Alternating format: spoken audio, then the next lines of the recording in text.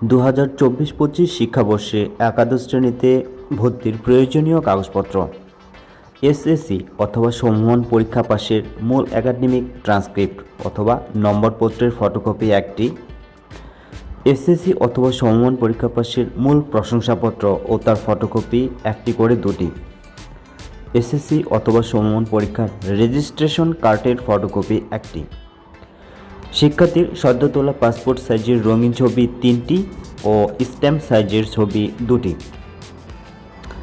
পিতামাতার এনআইডি কার্ডের ফটোকপি একটি করে দুটি, শিক্ষার্থীর জন্ম নিবন্ধন সনদের ফটোকপি একটি, মুক্তিযুদ্ধের সন্তান অথবা সন্তানদের শনাক্তকরণের জন্য মুক্তিযুদ্ধ বিষয়ক মন্ত্রণালয় হতে প্রদত্ত সনদপত্রের সত্যায়িত ফটোকপি একটি। কোনো শিক্ষার্থী কোটায় ভর্তি হলে তার সপক্ষে উপযুক্ত প্রমাণপত্র একটি, পাঠবিরতির সনদপত্র প্রযোজ্য ক্ষেত্রে একটি।